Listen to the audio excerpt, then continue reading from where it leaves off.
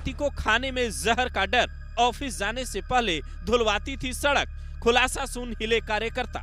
IAS की तैयारी करने वाली मायावती को काशीराम ने ऐसा क्या कहा था, वो अधिकारी की बजाय नेता बन गई। एनएसजी के ऑपरेशन के बाद नई कहानी आई सामने। कौन है मायावती के घर के अंदर का दुश्मन, जिससे है बड़ा खतरा? क्या मायावती के घर एनएसजी कमांडो ने ऑपरेशन इसलिए चलाया कि उन पर कोई बड़ा खतरा मंडरा रहा है?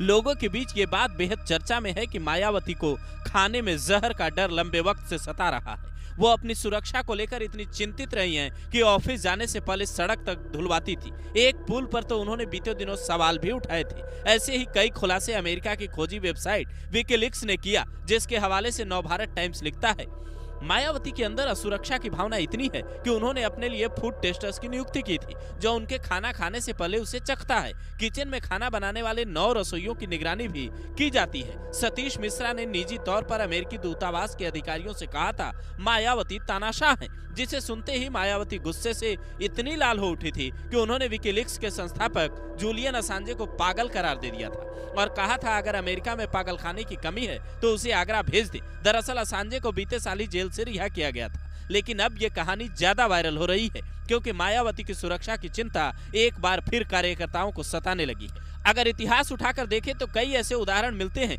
जहां बड़े बड़े लोगों की सुरक्षा में सेंध लगी। आज तक हिंदुस्तान की बड़ी बड़ी एजेंसियां इस रहस्य को नहीं सुलझा पाई कि पूर्व प्रधानमंत्री लाल बहादुर शास्त्री को जहर दिया गया या हार्ट अटैक से उनकी मौत हुई। कुछ दिनों पहले संभल में एक बीजेपी नेता गुलफाम सिंह को घर में घुसकर कुछ आरोपियों ने जहरीला इंजेक्शन लगा दिया था, उनकी मौत हो गई। उसे लेकर भी कई सवाल उठे। ऐसे में मायावती के घर कमांडोज ने जब स्पेशल ऑपरेशन चलाया, ये देखने के लिए कि अगर कोई घटना कभी होती है जो नहीं होनी चाहिए तो उसका रिस्पांस क्या होगा, तो उस पे भी कई तरीके के सवाल उठने लगे। एक सवाल ये भी है कि क्या मायावती के घर के अंदर ही कोई दुश्मन छिपा है या मायावती को घर में ही कोई खतरा है? इसे समझने के लिए थोड़ा इतिहास में चलना होगा। बात उन दिनों की है जब मायावती दिल्ली में पढ़ाई कर रही थी। मायावती ने साल 1975 में दिल्ली विश्वविद्यालय के कालिंदी कॉलेज से बीए की पढ़ाई की। साल 1983 में दिल्ली विश्वविद्यालय के प्रतिष्ठित विधि संकाय से एलएलबी की डिग्री हासिल की।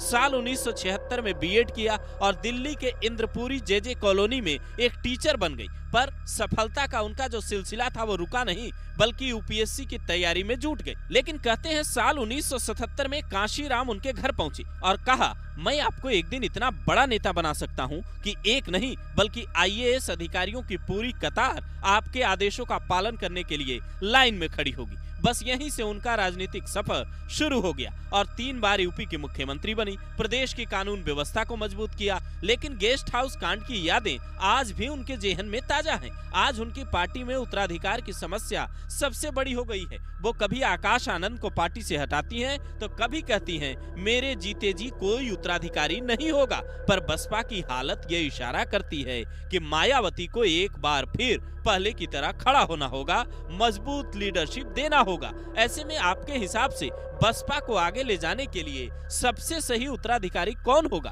कमेंट कर अपनी राय जरूर दें।